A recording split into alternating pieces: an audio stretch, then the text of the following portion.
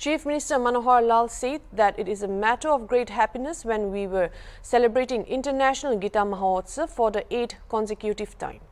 He said that through such seminars, the message of Gita will go to the country and the world. He said that Gita is not just a book but the essence of life. He was speaking during the inaugural session of the Mahotsav in Kurukshetra on Sunday.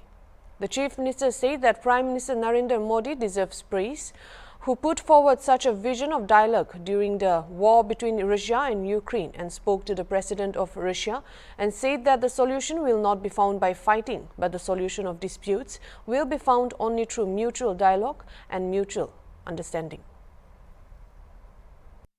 दुनिया की कुछ समस्याएं हैं, उन समस्याओं को मिलकर के हल करना होगा। गरीबी है, महामारी है। अब हम कोविड को ही देख लें कि कोविड जैसी समस्याएं, महामारी पूरे विश्व को और ऐसा कई बार सर्वनाश की तरफ आगे धकेलने के लिए निकल गई। अगर ये समझदारी न दिखाई होती तो शायद बहुत बड़ा संकट आ सकता था। मैं अपने देश के प्रधानमंत्री जी की सराहना इस मामले में करता हूं कि हर समय एक दृष्टिकोण सामने रखते हैं। जब रूस और यूक्रेन का युद्ध हुआ, उसमें रूस के राष्ट्रपति को उन्होंने एक ही बात कही कि समाधान इस प्रकार से लड़ाई लड़ने से नहीं निकलेगा। विवादों का समाधान आपसी बातचीत, परस्पर और संवाद करने से निकलेगा। और उस समय के बाद पुतिन जो राष्ट्रपति रूस के जो थे, उन्होंने उस पंक्ति को पकड़कर उस दिशा को आगे बढ़ाया। बहुत मामलों में चीजें हल होती हैं, समाधान होते हैं। तो इस प्रकार से श्री नरेंद्र मोदी जी के बारे में अगर मैं वास्तव में कहूं तो ये कह सकते हैं कि जैसे आचरण में भगवान राम का एक आचरण था। भगवान के नाते नाम सोचें, मर्यादा पुरुषोत्तम राम के बारे में सोचें, तो आचरण में वो प्रभु रामचंद्र जी के रास्ते पर ही चल रहे हैं। और मैं कर्तव्य और कर्म के बारे में कहूं तो श्री कृष्ण जी के पद चिन्हों पर आज हमारे श्री नरेंद्र मोदी जी चल रहे हैं। तो इसलिए विश्व को एक संदेश देना होगा। आज विश्व एक अंधेरी कोठरी में जैसे कोई एक आदमी फंस जाए और उसको रास्ता न दिखे, ऐसे अंधेरे मोड़ पर खड़ा है। गीता हमारे लिए रोशनी है। इस रोशनी के हिसाब से यदि हम खोजने निकलेंगे तो निश्चित रूप से हम अपने आप को भी रास्ता दिखा पाएंगे, अपना परिवार, समाज, देश, प्रदेश और दुनिया सबको हम रास्ता दिखा पाएंगे। ये एक मंच है, अंतर्राष्ट्रीय गीता महोत्सव का ये जो मंच है, इस मंच का उपयोग हमको इन समस्याओं को खोजने के लिए करना होगा।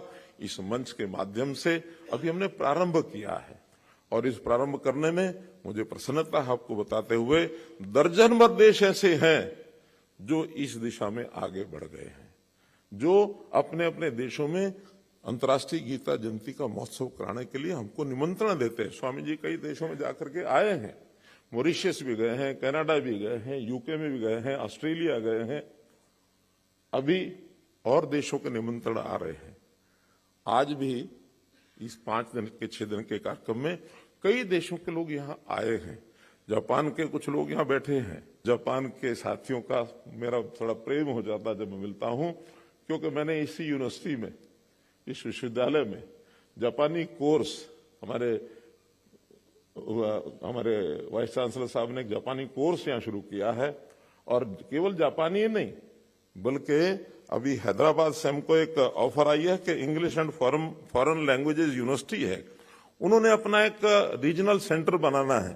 तो हरियाणा में कहाँ बनाया जाए, मैंने उनको आज ही निवेदन भेजा है कि कुरुक्षेत्र यूनिवर्सिटी में जितने विदेशों की भाषाएं हैं उनको सिखाने के लिए और एक यहाँ एक केंद्र बनाया जाए।